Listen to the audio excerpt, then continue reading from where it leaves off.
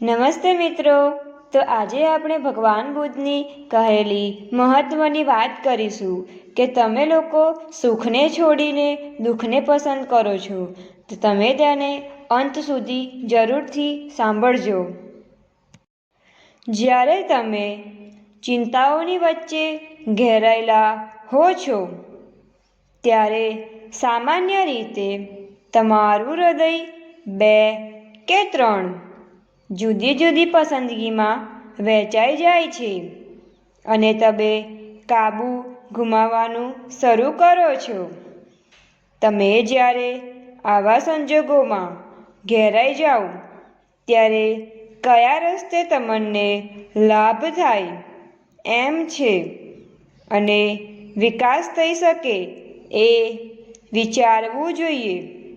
આ તમને એના જવાબ તરફ દોરી શકે. અહીં એક ઉદાહરણ ટાંકું છું. કોઈકે પરીક્ષા લીધી. સ્વાભાવિક છે કે કેટલાક લોકો પાસ થવાના અને કેટલાક નાપાસ. હવે રસ પડે એવી વાત એ છે કે એમાં પાસ થયેલા કેટલાક લોકો ગુસ્સે થઈ જવાના, કારણ કે એમણે જે કક્ષાએ પાસ થવાનું ધાર્યું હતું એટલા ઊંચા ગ્રેડ નહોતા આવ્યા. તેઓ તેમને ગૌરવ અપાવે એવું પરિણામ નહીં આવવાને કારણે એનો સ્વીકાર કરી શકશે નહીં. જ્યારે બીજી બાજુ જેમને માત્ર પાસ થવા જેટલો જ ગ્રેડ મળ્યો હતો તેઓ ખુશખુશાલ થઈ જશે અને મનમાં આભારની લાગણી અનુભવતા હતા. એટલે આ પ્રકારના વલણનો આધાર વ્યક્તિગત રીતે જે તે માણસ ઉપર રહે છે. માણસો પોતાના જુદા જુદા પ્રકારના વલણો માટે સ્પષ્ટતા શોધતા હોય છે. કેટલાક લોકો એવો આગ્રહ રાખતા હોય છે કે ભગવાને વેદનાઓ ભોગવી હતી એટલે સ્વાભાવિક છે કે તેઓએ પણ વેદનાઓ વેઠવી જોઈએ. આમાં મહત્વનું એ છે કે કઈ પસંદગી સારી અને તમારે કેવા પ્રકારની વ્યક્તિ બનવું છે.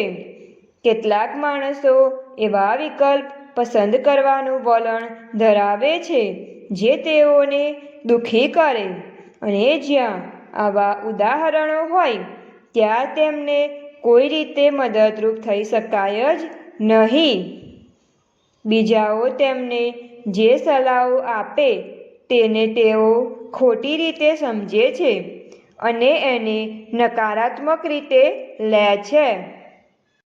ઈશ્વર તમને હંમેશા મદદરૂપ કરવા હાથ લંબાવે છે, પણ તમે જો દુઃખને જ પસંદ કરો પછી તો ભગવાન પણ તમને મદદરૂપ થઈ શકે નહીં, કારણ કે એ માણસની સ્વતંત્ર ઈચ્છા ઉપર આધાર રાખે છે. એટલા માટે જરૂરી એ છે કે સુખી થવાની પસંદગી કરવા માટે તમારે કૃતનિશ્ચયી બનવાનું છે. આના વિશે અંગુલિમા અને ભગવાન બુદ્ધની એક વાત છે. અંગુલિમાએ 999 લોકોના ખૂન કર્યા હતા અને લોકો પણ તેનાથી ખૂબ જ ડરતા પણ હતા. તે જ્યારે પણ કોઈ વ્યક્તિનું ખૂન કરતા ત્યારે તે વ્યક્તિની એક આંગળીને કાપી અને તેને રેકોર્ડના સ્વરૂપની અંદર રાખતા હતા.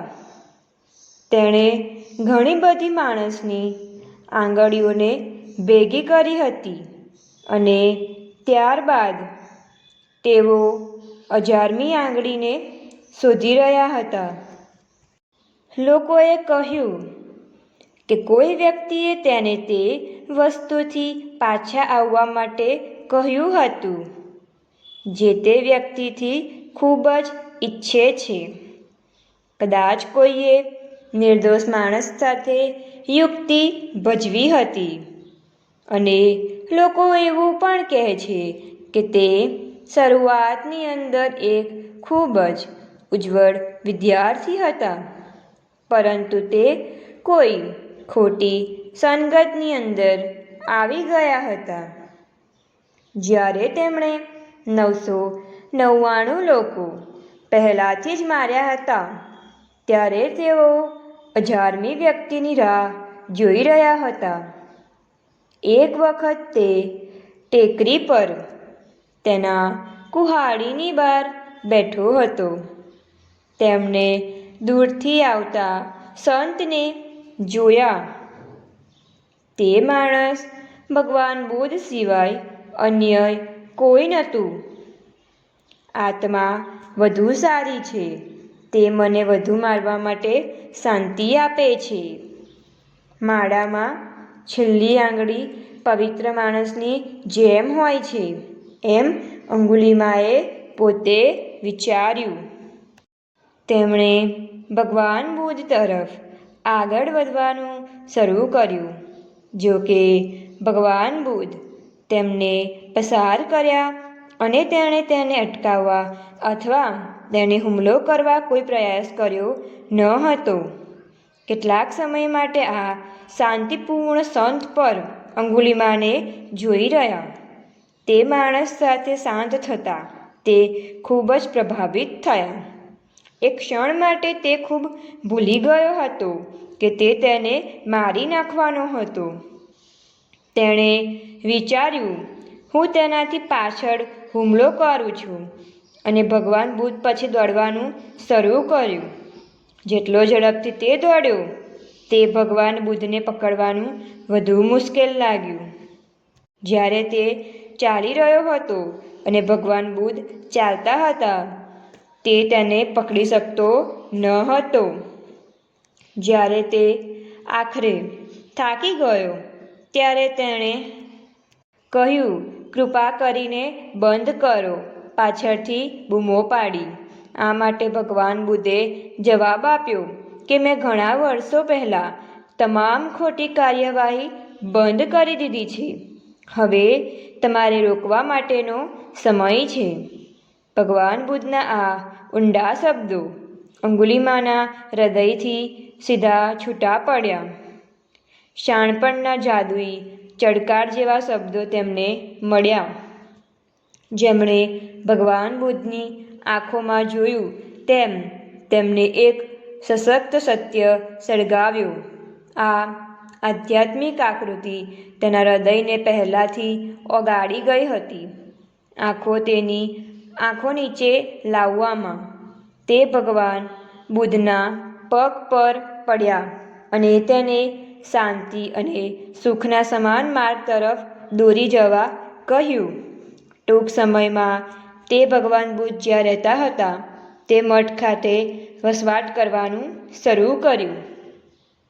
થોડા વર્ષો પછી ભગવાન બુદ્ધે તેમને કહ્યું કે તે બીજાઓને ઉપદેશ આપવા માટે તૈયાર છે. તેમની પરવાનગીથી અંગુલિમાએ જે જ્ઞાન પ્રાપ્ત કર્યું હતું તે ફેલાવવાનું શરૂ કર્યું. ભગવાન બુદ્ધ સાથેની ભેટ પહેલાં તેમણે ઘણા વર્ષો પહેલાં જે કર્યું હતું તેમાંથી તે સંપૂર્ણપણે બદલાઈ ગયો હતો. હવે તે જાણતા હતા કે બધા નકારાત્મક વિચારોને કેવી રીતે નિયંત્રિત કરવું અને હૃદયમાં શાંતિ જાળવી રાખવી. તે જે ગામમાં ગયો ત્યાં તેણે ઘણા લોકોને મારી નાખ્યા હતા. તેમનામાં બદલાવ આવ્યો છતાં લોકોએ તેને માફ કર્યો નહીં. તેઓ તેના પર વિશ્વાસ કરી શક્યા નહીં.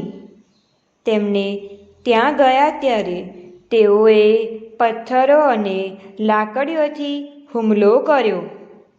સમગ્ર શરીરમાં ઘા સાથે લોહી વહ્યું. અંગુલિમા તો માત્ર હસતા હસતા ચાલતા ગયા. અતિશય શારીરિક પીડા સાથે પણ તે હસે છે.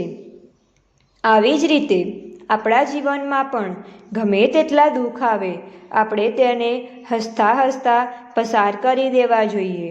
અને આવી વિડીયો જોવા માટે અમારી ચેનલને લાઈક, શેર એન્ડ સબસ્ક્રાઈબ જરૂરથી કરો.